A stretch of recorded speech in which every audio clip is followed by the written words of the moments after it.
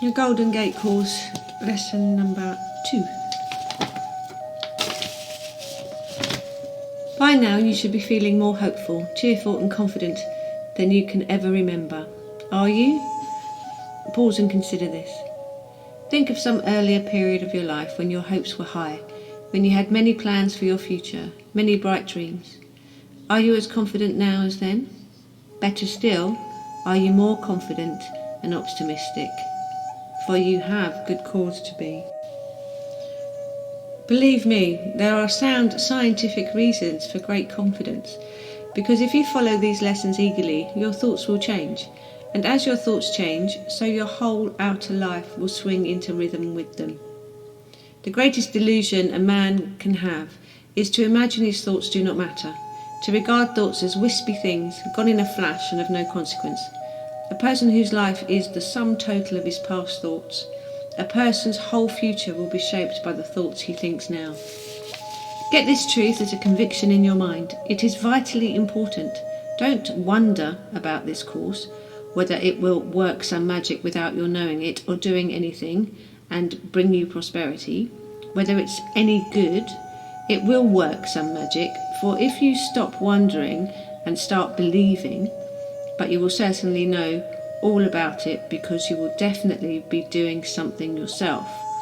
So this course can not only be very good, it can bring you your heart's desire. 2 students who realised the immense power of thought and its wonderful consequences were quoted in our magazine. I reproduce the extracts here with my comments made at that time. In these magazine pages, I sometimes tell you about my thought-building successes. I do this because I want to stimulate and strengthen your own faith. I know that if I can get you believing that you can, you will have success too. And nothing would please me more than to bring you all spiritual, mental, and material success. However, it is possible that some of you may say, "Oh, that's all very well for Bernard, but I can't thought build like that." If I show you that some students can, will you believe then that you can too? First, here is a letter from one who wrote, "I put the shaft into practice, didn't tell anyone, not even my husband. I wanted £5 for something and I saw the notes in my purse. Next day my husband made me a present of that amount." "I told you last time," wrote a second student, "that the wife had a rise. I didn't say that wasn't all I'd asked for. Well, I had asked for a promotion and a rise. She got the rise and I was quite satisfied with just a part of what I had asked for. But listen, she has now been promoted to supervisor and another rise in pay with it. Admitted she has all the qualifications, ability and experience required, but the opportunity wasn't there. This promotion has been created for her. So how's that for an answer to thought building?" In another letter, this student wrote, "In spite of being so successful with so many building operations in the past 8 months, I still realise that I can meet with setbacks. But this time I will know it will be my fault in some way and not God's neglect as I used to think years ago. The result was that I drifted further and further away then from the very help that could have set me back on the right road." Later still, he wrote about perseverance in connection with his successes. He said in his letter to me that he had been thought building for several months before securing for his wife the advancement which she so much desired. Incidentally, this student had already obtained 1 or 2 substantial successes for himself. If you take the trouble to read some of the biographies of successful men, the first thing, if you read with open eyes, that will strike you is the persistence they had at the time when they were unsuccessful. It is easy enough to be persistent once you have swung into the highway of success, but a man who would attain to the fulfillment of his desires must be persistent both in actual effort and in the optimism of his thoughts, while there is no visible sign of success. This holding on is the chief difference between a successful man and a failure.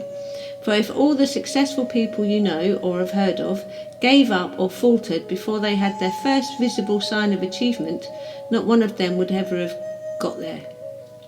If, for instance, Edgar Rice Burroughs had faltered and lost hope after his manuscript of the Tarzan book had been rejected by 10 publishers, they would never have seen the light of day and never given so much pleasure to the millions of people who have read the books and seen the films. but only 20 publishers rejected the book. Yet he had such persistence that he went on, and you all know what success became visible to himself and the world in the end. Joseph Conrad persisted in his idea that he could write for more than 20 years before publishers agreed with him. But his hidden persistence, while surrounded by failure, at last brought success to him openly for the whole world to see. It was only after much failure that Edison was successful with his wonderful inventions. He kept on when lesser men would have grown tired. This is the spirit that succeeds. When I offered you this course, I did so because I considered that you had a good chance of success. I decided that you had the spirit to succeed. Have you? Prove it for yourself by perseverance and determination as you go through these vital lessons. Right away, I want you to procure for yourself a notebook. Get a strong one, for it will be a friend to you in the long time to come. Find a place where you can keep it secretly, for it is important that you do not let others know what it is you are attempting to bring about in your life. Later, when you have attained your desires, all your world will see, and then you will be able to reply to admiring questions. You can, if you wish, have one loyal companion to go through the lessons with you and share your experiences. First of all, write down Golden Gate affirmation in your notebook. Then begin to write down what you mean by success, happiness, and prosperity. Don't be fearful at putting it into words. Remember, this notebook is private and you are not obliged to show it to anyone. When you first begin to write, you may find some difficulty in putting your dreams into actual words. That is because they have only been vague wishes, and how can you make vague wishes turn into concrete reality? But persevere.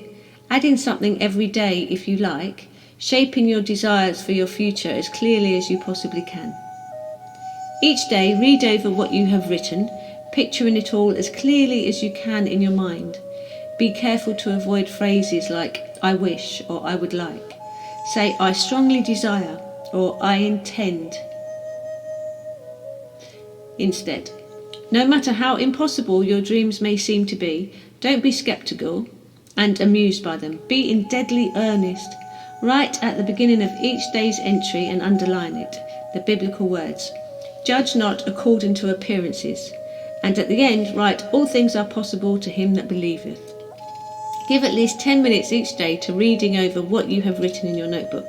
Put a lot of strong feeling and strong desire into what you read, not in an anxious, strained way, but in a happy, confident way. By the end of the 2 weeks, you should have a clear, concise, revised statement of success, neatly written out afresh in your notebook, with the biblical statements of the head and the foot as I have described. This is the chart which you will use on your journey to prosperity. So you see, it's very important that it should be clear.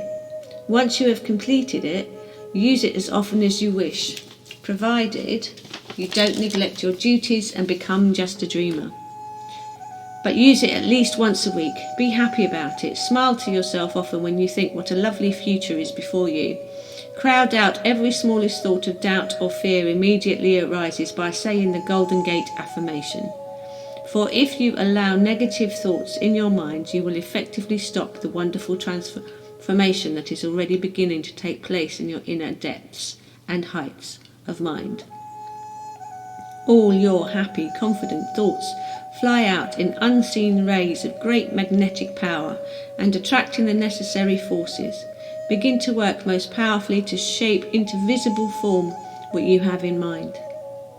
When deciding on your desires, see that they are real ones, not flights of absurd fantasy and fancy like childhood games. You are adult, mature, and your thought building is work, not play. Form your desires around that which you feel capable of doing, of enjoying, things that would satisfy you and make your life complete. Arrange for your achievement to come in easy stages so that you can adjust it as it unfolds. In lesson 1, I wrote of my desire as a first seed, and then a tiny plant, then a tree. Regard yours in the same way. In your next lesson, I will take you still further along this thrilling magic path to attainment. Remember, change your thoughts and change your circumstances. You have 26 more weeks to practice prosperity thinking. By then it should be a habit. Namaste.